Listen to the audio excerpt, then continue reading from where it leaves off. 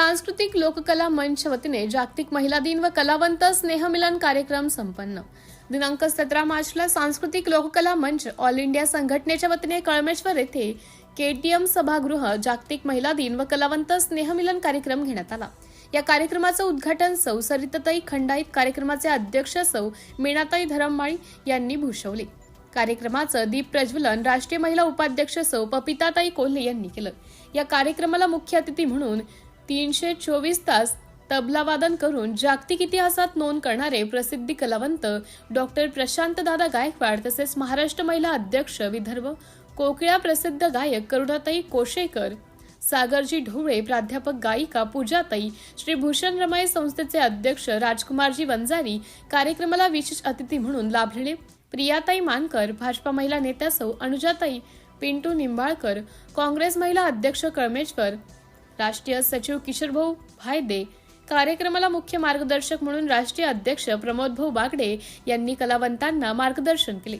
तसेच डॉक्टर प्रशांतदादा गायकवाड यांना राष्ट्रीय संघटक म्हणून नियुक्ती देण्यात आली व प्रशांतदादा गायकवाड यांनी आपल्या भाषणात सांगितलं की या संघटनेला महाराष्ट्रात नव्हे तर भारत देशाच्या प्रत्येक कानाकोपऱ्यामध्ये संघटनेचा विस्तार करायचा आहे व खऱ्या कलावंतांना न्याय मिळाला पाहिजे। जोपर्यंत न्याय मिळणार नाही तोपर्यंत आम्ही स्वस्थ बसणार नाही, अशा प्रकाराचं उद्गार आपल्या भाषणात केलं। प्रियाताई मानकर यांनीही यावेळी उपस्थित कलावंतांना मार्गदर्शन केले।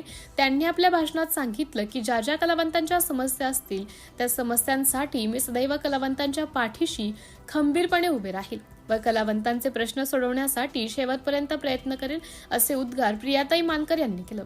महिलांनी स्वतःच्या पायावर उभे राहिले पाहिजे, ज्याप्रमाणे आपल्या सावित्रीबाई फुले, रमाबाई, भीमाबाई, जिजाबाई यांनी स्वतःचं अस्तित्व टिकवण्यासाठी सदैव समाजासाठी काम करत राहिल्या, तसेच महिलांनीही काम केलं पाहिजे, असे यावेळी प्रियाताई मानकर यांनी सांगितलं।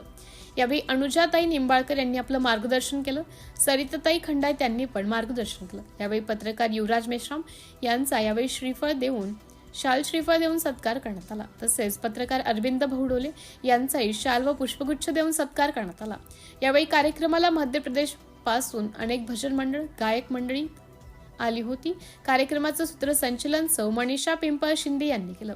आभार प्रदर्शन मीनाक्षीताई काळे यांनी केलं। या कार्यक्रमाला यशस्वी करण्यासाठी राष्ट्रीय महासचिव किशोरभाऊ, राष्ट्रीय प्रसिद्धी प्रमुख प्रवीणभाऊ धरममाळी, विदर्भ महिला अध्यक्ष मीनाक्षीताई काळे, विदर्भ उपाध्यक्ष कल्पनाताई पाटणकर, विदर्भ उपाध्यक्ष रणवीर उके, पांडुरंग भोरडे, सुरेशजी कोल्हे, नामदेवराव बुर्डे, अशोकराव पराते, विवेक धनगरे, अभय वराडे, कमलाकर मंडलिक, शीलाताई कळंबे, बेबीताई निखाडे, शशिकला बंबल, अर्चना कापसे, कल्पना दुर्गे, सुरेश कौरावती, रमेश डहाके, भुलेश्वर वाघमारे व अन्य कलावंतांनी उपस्थिती दर्शवली। सिटी इंडिया न्यूज साठी प्रतिनिधी अमोल पुरीसह कॅमेरामन प्रवीण धरममाळे।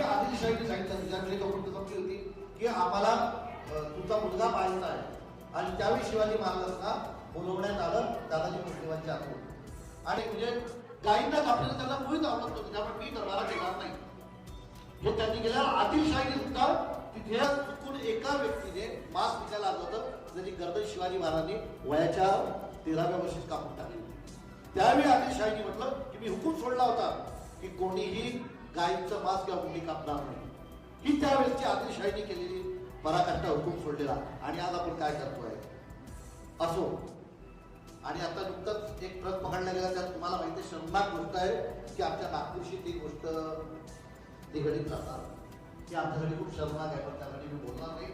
ते सगळं काम चंद्रपूर आहे, ते फक्त काय केलं तर असा तो भाग। आणि त्यानंतर ते वापस आले आणि त्यानंतर दादाजी कोंडेवांनी शिकवायला सुरुवात केली। पण त्याच्या अगोदर जिजामातेने त्यांना तयार केलं होतं। दांडपट्टा चालवणे, तलवार बाजी करणे, घोड्यावर बसणे।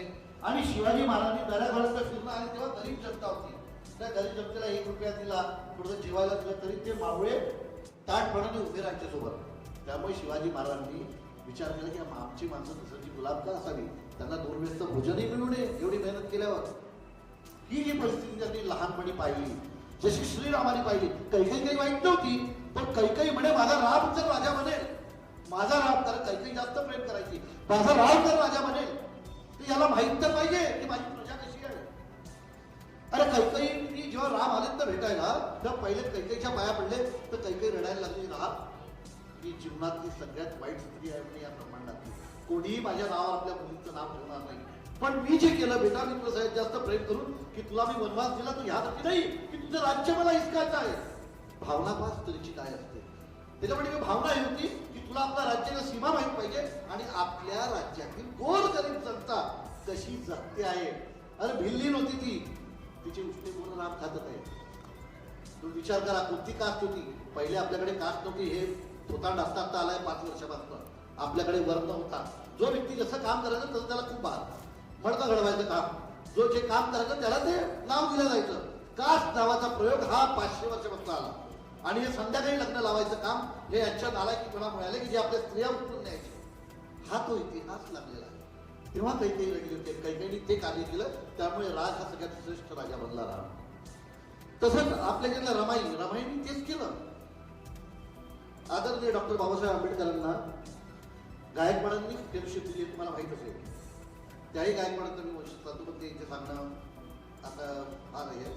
तर असे जागतिक महिला दिन या ब्रह्मांडाचं जे संचालन होतं किंवा जे संस्कार मुलांमध्ये येतात ते कोणाच्या मार्फत येतात? पुरुषांमुळे नाही, स्त्रीमुळे येतात. म्हणून या ब्रह्मांडात सगळ्यात जास्त पूजनीय जर कोणी असेल, आदिशक्ती असेल, महामाया असेल, अखंडित लक्ष्मी असेल तर ती स्त्री आहे. म्हणून मी म्हणतो की ज्या घरात स्त्रीचा सन्मान होतो ना ते घर कधीही मागे येत नाही.